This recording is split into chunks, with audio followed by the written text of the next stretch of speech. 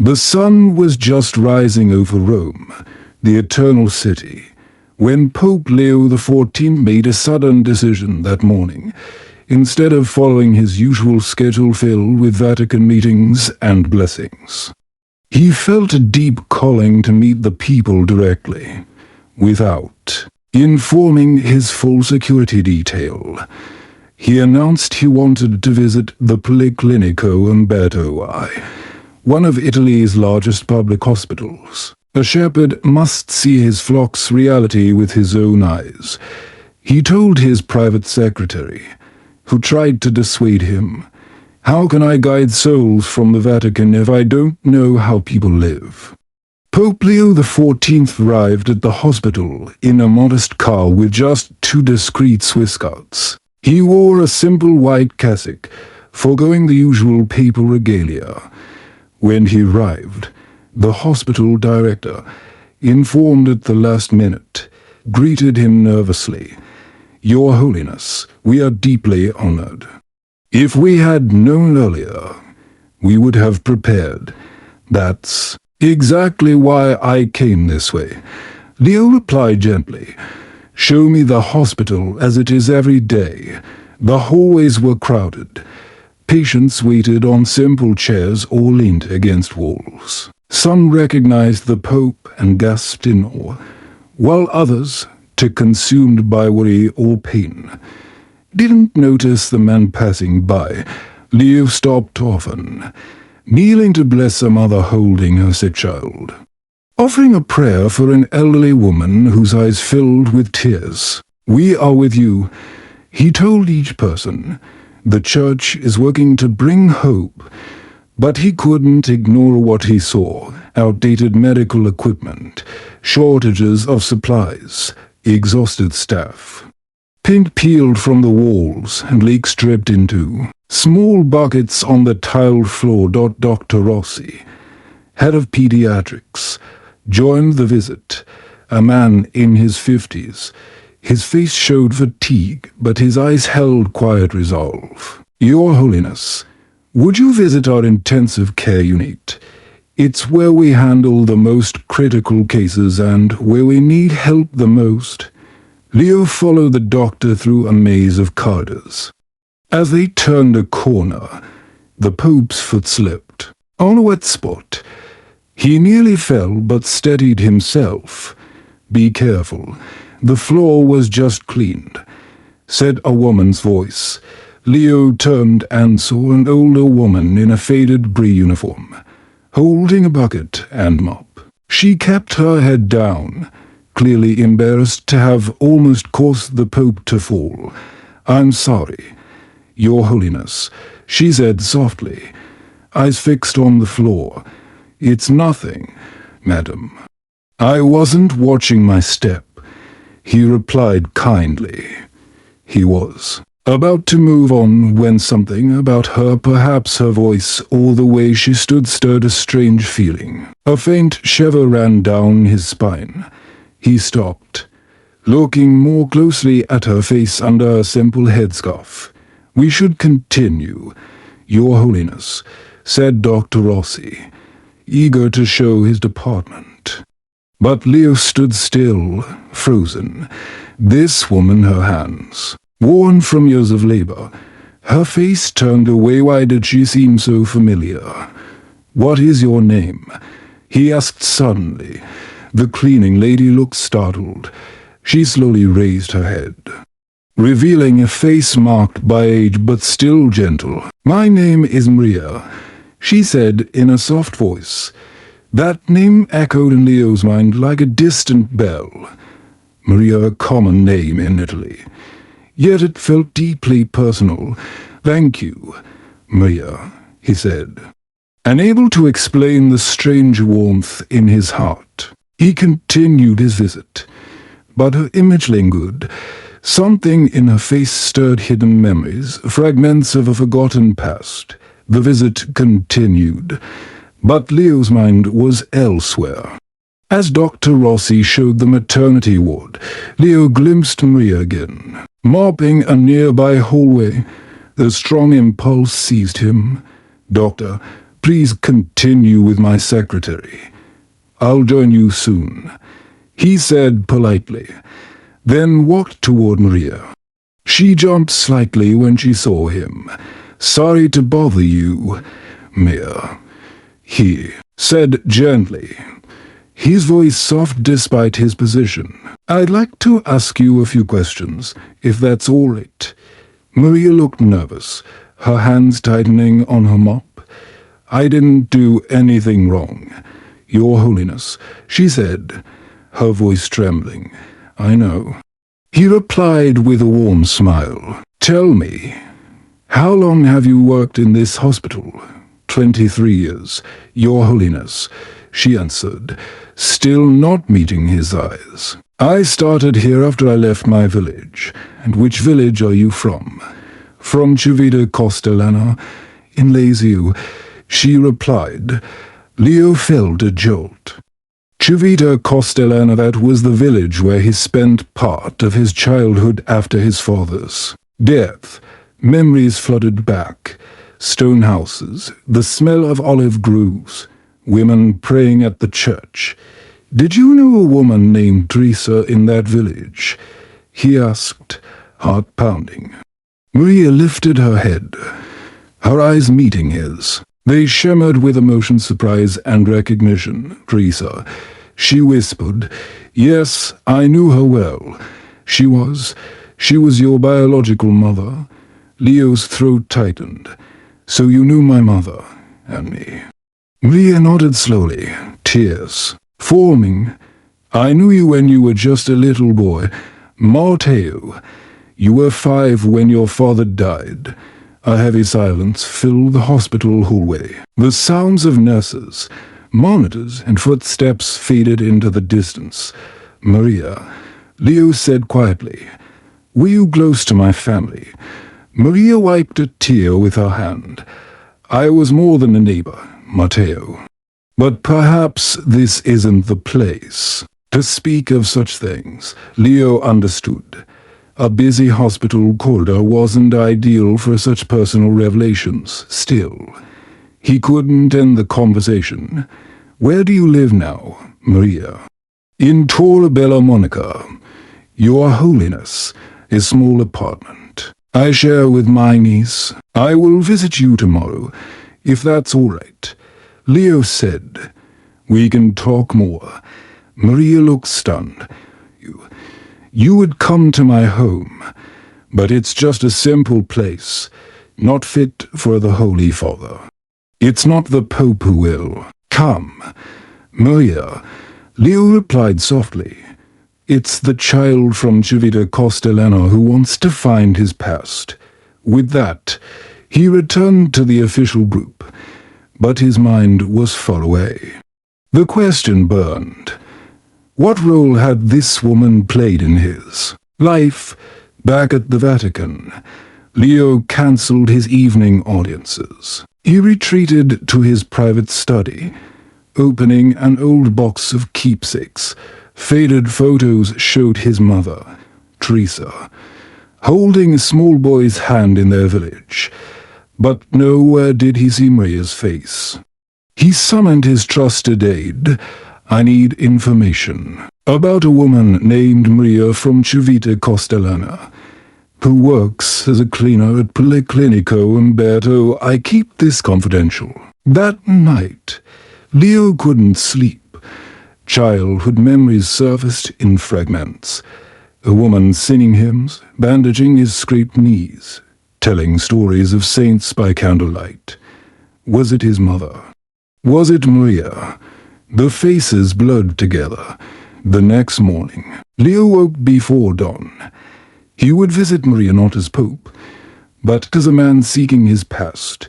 His aide provided a file. Maria, 63, widow, employed at the hospital since 1998, living in Torre Bella Monica. A humble life, marked by quiet dedication, dressed in a plain black clerical suit. Leo traveled with only a driver and one Swiss guard. No motorcade, no fanfare, Holiness.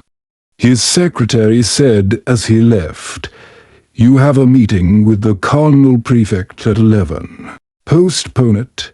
Leo replied calmly, "This is a personal matter." The car moved through Rome's bustling streets, vendors, tourists, school children. Through the tinted windows, Leo saw his city. Vibrant and real, far from the Vatican's. Brand new.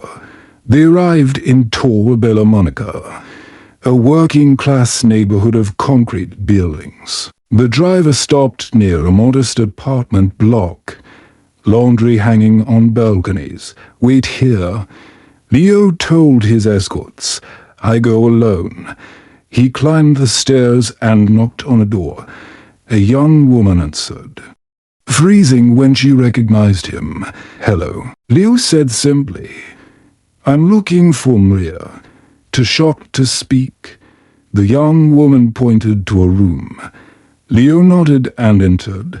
The apartment was simple but spotless. Modest furniture. A crucifix on the wall.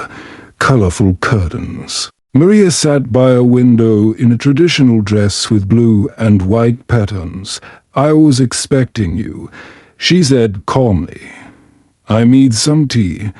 Leo sat across from her. The silence was heavy with emotion. Outside, the sounds of the neighborhood children, laughing, scooters buzzing filtered through. "Maria," Leo began, "since yesterday, I can't stop thinking about our meeting. Your face feels like a memory I can't grasp." Maria poured tea with steady hands. "Children often forget," she said softly. "But the heart remembers what the mind loses." She stood, opened a small drawer, and took out a wooden box. From it, she pulled a small rosary made of olive wood beads. "You carried this," she whispered. "Your mother, Teresa, had it blessed by the parish priest to protect you." Leo held the rosary, memories flooding back. A child fingering the beads, praying before bed. "How do you have this?" he asked, voice thick. Maria took a deep breath. "When your mother, Teresa, fell ill, I was her closest friend. I'd lost my husband the year before, and we leaned on each other. When she knew her time was near, she asked me to care for you." Tears streamed down her face, but she continued, "For nearly 2 years. I raised you as my own. I cooked for you, mended your clothes, taught you prayers. You called me Mama Maria because you couldn't say my full name." "Mama Maria," Leo whispered. The words unlocked a door in his memory. A woman with a warm smile, singing Ave Maria, soothing his fears. "I remember you," he said, overwhelmed.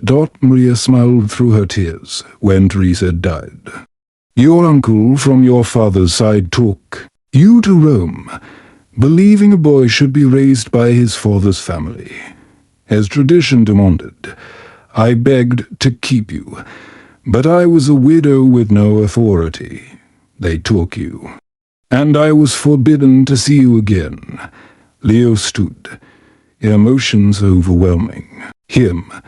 He knelt before Maria, taking her hands. "You were my second mother," he said with deep feeling. "How could I forget you? You were so young." She replied softly, "Perhaps they told you to forget me. That happens." "How did you live all these years?" Leo asked. Maria shrugged. "I left Civita Castellana after you had taken it. Was too painful to stay. I came to Rome, got this job at the hospital. I lived simply, always holding your memory in my heart. When you became a priest, then a bishop, and now Pope, I watched from afar, silently proud. You should have come to me," Leo said, voice breaking. "And what would I say? Hello, Holy Father. I'm the woman who cared for you as a child. Who would have believed me? who would have let me near you. Leo understood. The Vatican's protocols, the barriers of his office, would have made it impossible. But God made me slip on your freshly cleaned floor, he said with a tearful smile. Life moves in mysterious ways. Maria replied. Time passed quickly. In Maria's small apartment, Leo forgot his duties, his meetings, his role. Sitting there, he was just a man rediscovering his past. Maria showed him old photos, some of Civita Castellana, some of Teresa, a few of young Matteo on her lap, every year on your birthday. She said, I made your favorite dish pasta, with tomato sauce and prayed for you. Leo was touched by her quiet laugh. All these years, you cared for me from afar. A bond of the heart never breaks, Maria said. Maria's niece, Lucia, returned with food. Simple polenta and vegetable stew. It evoked Leo's childhood, and Maria often spoke of you. Lucia said shyly, I thought it was just a story. I never imagined the Pope would come here. Leo turned to her. Lucia, your aunt was my second mother. Even if I forgot her, she gave me love when I needed it most. They ate together in warmth and simplicity. Maria shared stories. How Matteo fell into a ditch and was rescued. How he loved mimicking the church bell. How he slept clutching a small wooden cross. Each tale revived lost memories. Do you remember the stories I told you? Maria asked, the one about Saint Francis and the wolf. Leo smiled. I always asked for that one. Maria's face lit up. You remember. You knew it by heart, but still wanted to hear it. Leo's expression grew serious. This moment touched him deeply. Despite his papal honors, I want to do something for you. He said, you shouldn't work so hard at your age. Maria looked at him calmly. You came to me. You remembered me. That's the greatest gift. Leo shook his head. No. Mama Maria, that's not enough. I owe you a son's debt. Let me make your life easier, a proper retirement, good health care, and I want to hear more stories. Learn more about my mother, Teresa. I have so much too. Remember, Maria's eyes softened. If this is your wish, I accept. But nothing grand, just enough to live peacefully with Lucia and visit Civita Castellana sometimes to feel my roots, Leo agreed. Moved by her humility, he embraced her. The scent of her clothes, olive oil, and lavender stirring memories of love and safety dot as he left. The sun was setting. His driver and guard looked concerned. Is everything all right? Your Holiness, the goddess. Leo glanced at the apartment, where Maria and Lucia waved from the doorway, better than ever.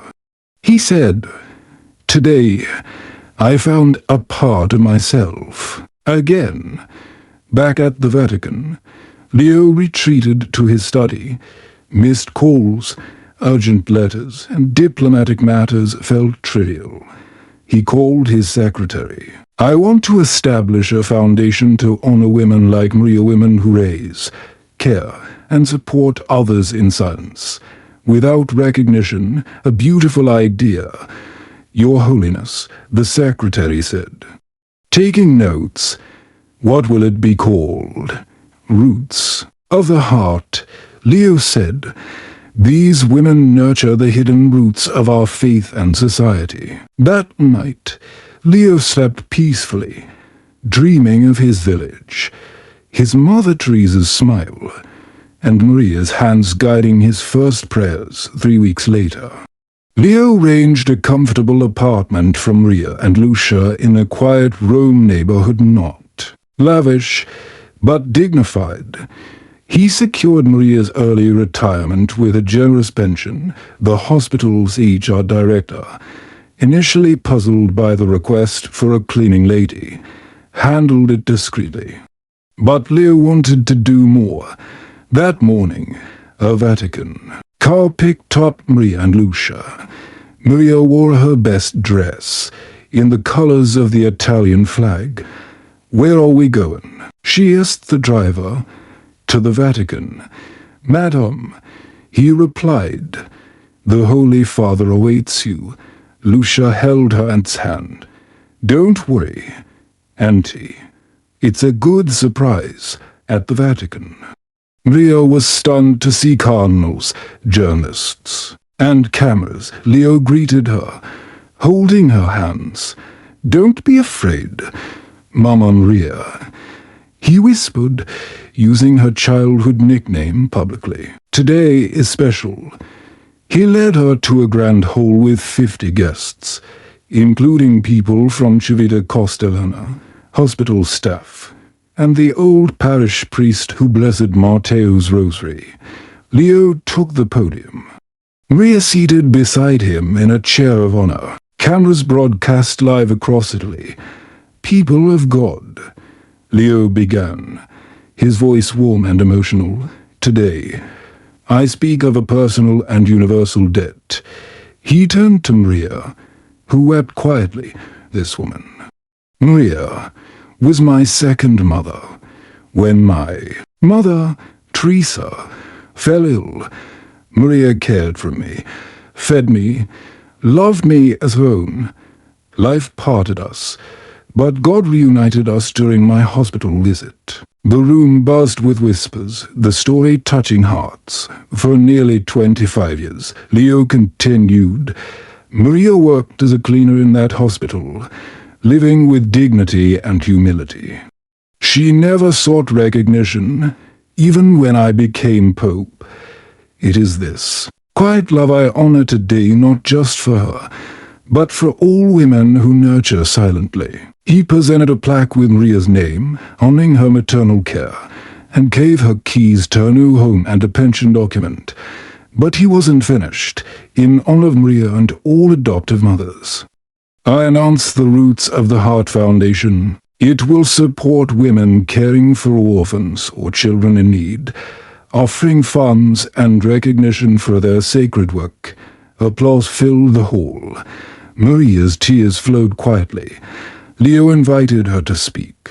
Shy at first, Maria stood, adjusting her scarf with pride.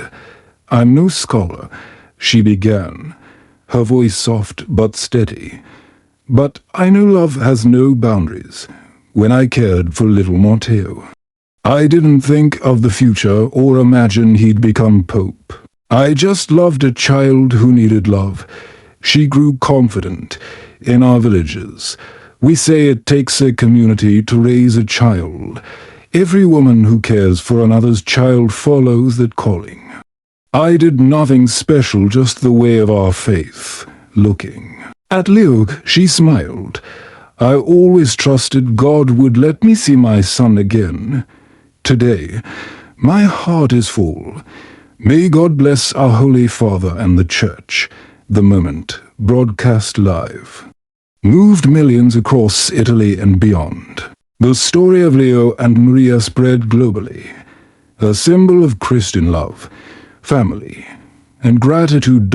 In the following days, the Roots of the Heart Foundation received donations and support. Women caring for non-biological children shared their stories, forming a network of care.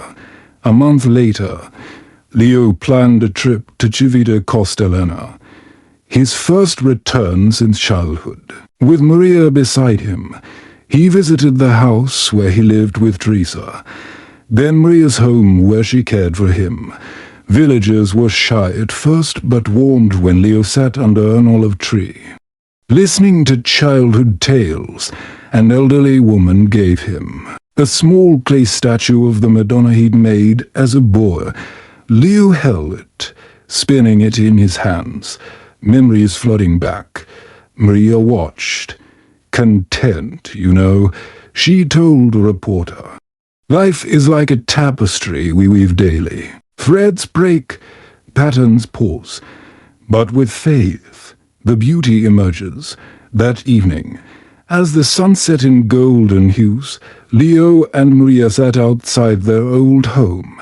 Below, village children played, their laughter rising like a hymn.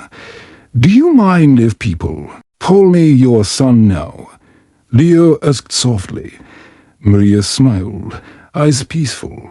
"You've always been my son, Matteo, in my heart." Nothing changed. They sat side by side, bound by a love that transcended time, forgetfulness, and distance, a pope and a former cleaning lady, united by destiny in a story that touched the world. In the evening breeze, it felt like the saints whispered approval, celebrating this triumph of love over status, memory over oblivion, gratitude over indifference. The story of Leo and Maria became a modern parable, taught in parishes as a testament to human connection beyond class and the power of gratitude. As Maria often said, with simple wisdom, "It's not titles that make a man great, but his ability to remember those who helped him stand."